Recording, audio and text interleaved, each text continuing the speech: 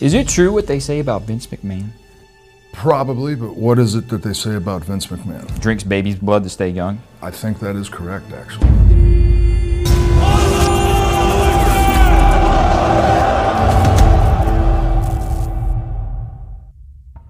WWE wrestler Randy অর্টনকে নিয়ে একটি ফানি ইন্টারভিউ রেকর্ড করা হয়, যেখানে র্যান্ডিকে প্রশ্ন করা হয়েছে তার কোম্পানির মালিক ভিন্স ম্যাকম্যান সম্পর্কে।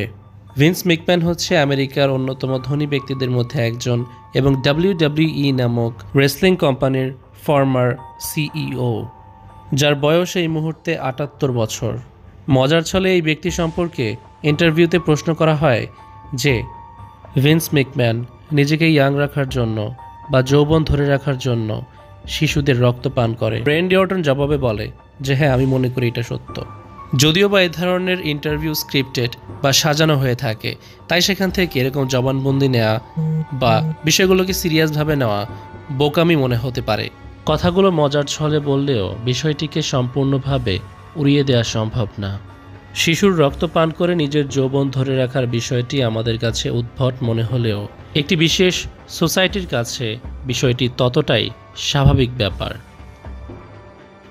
গত 4 মাস আগে ডক্টর হু নামক একটি ইউটিউব চ্যানেল থেকে দ্য গবলিন নামক একটি লিরিক্যাল মিউজিক ভিডিও আপলোড করা হয়। গবলিন সম্পর্কে সহজ ভাষায় বলতে গেলে এর দ্বারা অ্যানিমেল অথবা হিউম্যান ফর্মে খারাপ জিনকে বোঝানো হয়। উইলিয়াম শেক্সপিয়ার তার একটি ফিকশনাল স্টোরির মধ্যে এই গবলিনের কথা উল্লেখ করেছে এবং অনেকে ধারণা করে সে অবশ্যই এর দ্বারা ডিমন বা খারাপ স্পিরিটকে বুঝিয়েছে। সেখান থেকে গবলিন এই নাম এবং বেটে টাইপের কুৎসিত দেখতে ক্যারেক্টার তৈরি করে মিডিয়ার মধ্যে বিভিন্ন জায়গায় সেটিকে প্রেজেন্ট করতে দেখতে পেয়েছি। For example, Lord of the Rings নামক সিনেমার এই চরিত্র, ক্ল্যাশ অফ ক্ল্যান্স গেমের গবলিন এবং এখন এই মিউজিক ভিডিওর মধ্যে। ভিডিওর শুরুতে একজন মহিলা এবং পুরুষ কোনো একটা আস্তানায় গিয়ে বা গোপন কোনো জায়গায় গিয়ে লুকিয়ে কিছু একটা দেখছে এমন দৃশ্য দেখানো হয়েছে। তারপর সেখানে থাকা একটি গবলিন কোনো একটা হুইল ঘুরিয়ে বাকি সমস্ত গবলিনদের মাঝখানে একটি শিশু বাচ্চাকে প্রেজেন্ট করছে বা নিয়ে আসছে। বাচ্চাটিকে নিয়ে আসার পর সেখানে থাকা মহিলা গবলিন গায়িকা গাইতে শুরু করে, we have got a baby we can feast, অর্থাৎ আমরা একটি শিশু পেয়েছি, এবার বড়সড় খাবারের আয়োজন করতে পারবো।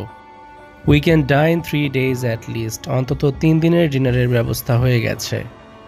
Baby blood and baby bones, বাচ্চার হাড় এবং বাচ্চার মাংস। Baby butter for the baby scones, মানে বাচ্চার তৈরি মাখন স্কোনস নামক একটি ডেজার্ট ফুডের জন্য। একটি শিশু বাচ্চাকে খাওয়া নিয়ে কী পরিমাণে ডিপলি ফ্যান্টাসাইজ করলে, চিন্তাভাবনা করলে এ ধরনের লিরিক্স বের হয় এবং তা এত গর্জিয়াসভাবে মানুষের সামনে জাঁকজমক করে তুলে ধরে। সহিহ বুখারীর 3860 নম্বর হাদিসে আমরা দেখতে পাই রাসূলুল্লাহ সাল্লাল্লাহু আলাইহি ওয়াসাল্লাম বলছেন, হাড় এবং গোবর এগুলো হচ্ছে জিনদের খাবার। এই গানগুলো লেখার পেছনে যাদের হাত থাকে তারা সরাসরি জিনদের সাথে যোগাযোগ রাখে। বেশিরভাগ ক্ষেত্রেই জিনেরা সাহায্য করে থাকে গানের লিরিক্স বা মুভি স্ক্রিপ্ট লেখার জন্য। এজন্যই হলিউডে আমরা প্রায়শই উদ্ভট ক্যারেক্টার এবং আজব রকমের ডায়লগস দিতে দেখি, ইনহিউম্যান টাইপের, যা স্বাভাবিক কোনো সুস্থ মস্তিষ্কের মানুষের মাথায় আসবে না। প্রথমে তো শয়তান জিনেরা মানুষের কাছে শিশুদেরকে বলি চেয়ে থাকে, এরপর মানুষদেরকে উৎসাহ করে, ট্রেনিং দেয় শিশুদেরকে বা কাঁচা মাংস খাওয়ার জন্য, রক্ত খাওয়ার জন্য, যে রক্ত পবিত্র আল কোরআনে সরাসরি উল্লেখ করে নিষিদ্ধ করে দেওয়া হয়েছে। এসব কাজ মানুষদেরকে দিয়ে করানোর আরেকটি অন্যতম কারণ হচ্ছে সৃষ্টিকর্তা বা আমাদের আল্লাহ তাআলার নাফরমানি করানোর জন্য। কুফরি তো এটাকেই বলা হয়। বাচ্চা শিশুর প্রতিটি অঙ্গ প্রত্যঙ্গ নিয়ে ডিটেলসে বলা হচ্ছে। Little baby feets, little baby toes, মানে বাচ্চার পা এবং পায়ের আঙুল। Baby we need, baby we feed, it with our teeth. তারপর বলা হচ্ছে বেটার দেন বিফ। এখানে নির্দিষ্টভাবে বিফ কেন উল্লেখ করা হলো তা নিয়ে আমার একটু সন্দেহ আছে। সারা বিশ্বজুড়ে মুসলমানেরা স্পেসিফিকলি বিফ বা গরুর মাংস খুবই পছন্দ করে অন্যান্য যে কোনো মাংসের তুলনায়, কারণ এটি অন্যান্যর তুলনায় খুবই সুস্বাদু হয়ে থাকে। ওরা একটা সময় চেয়েছিল আমরা যেন শূকরের মাংসের প্রতি ডাইভার্ট হয়ে যাই, শূকরের মাংস খেতে পছন্দ করতে শুরু করি। সেজন্য টিভিতে মিডিয়াতে শূকরের ফার্মিং, শূকরকে পেট হিসেবে পালা এ সমস্ত দৃশ্য বারবার টিভিতে দেখানো হতো, কেননা বাইবেল এবং কোরআনে আমরা দেখতে পাই সৃষ্টিকর্তা স্পষ্টভাবে বলেছেন এসব থেকে দূরে থাকতে। আমাদেরকে শূকর না গেলাতে পেরে ওরা এখন ওদের স্যাটানিজম ধর্ম অনুসারে নিজেদের নিকৃষ্ট রুচির বিষয়টি সবার সামনে প্রকাশ্যে উন্মোচন করেছে। রায়ান গার্সিয়া, যে কিনা একজন আমেরিকান প্রফেশনাল বক্সার, সে নিজেও তার শিশুকালে স্যাটানিস্টদের দ্বারা নির্যাতনের শিকার হয়েছে এবং কিছুদিন আগেও সে ইন্টারনেটে বেশ ভাইরাল হয়েছিল এই টপিকটিকে কেন্দ্র করে। রায়ান গার্সিয়াকে বোহেমিয়ান গ্রোভের সিক্রেট প্লেসে নিয়ে যাওয়া হয়েছিল, যেখানে সাধারণত এলিটরা একত্র হয়, পৃথিবীর বিভিন্ন ধনী ব্যক্তিরা একত্র হয়, সেলিব্রিটিরা এসে জমা হয়।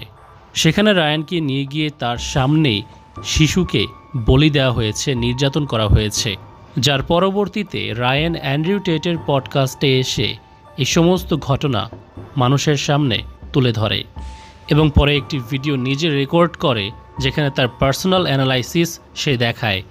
তার রিসার্চ অনুযায়ী পৃথিবী জুড়ে হিউজ পরিমাণে মানব পাচার এবং এর ব্যবসা রয়েছে। মানুষদেরকে পাচার করে, বিশেষ করে শিশুদেরকে বিভিন্ন দেশে বিক্রি করা হয় আর তাদেরকে নানান রকমভাবে অ্যাবিউজ করা হয়, যেমন তাদেরকে রেপ করা এবং তারপর তাদেরকে নির্মমভাবে হত্যা করা। এসবের জন্যই রায়ান গার্সিয়া কিছুদিন আগেই আওয়াজ তুলেছিল।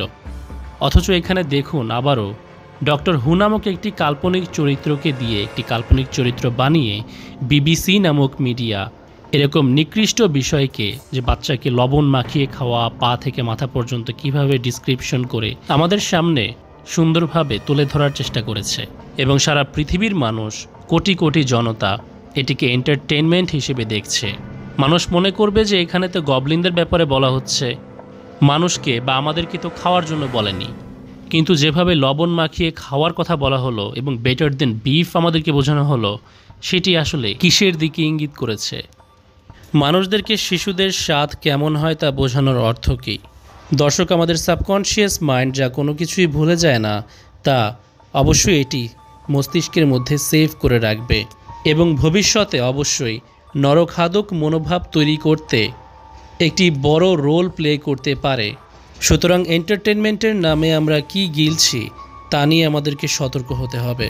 আজকের ভিডিওটিতে 20,000 লাইক টার্গেট রেখে গেলাম, কারণ পরের ভিডিওটি শেষ জামানা নিয়ে ইমাম মাহাদি আলাইহিস সালাম সম্পর্কে সিক্রেট রিভিল্ডের অন্যতম গুরুত্বপূর্ণ ভিডিও হতে চলেছে। আশা করি মিস করবেন না। ফি আমানিল্লাহ।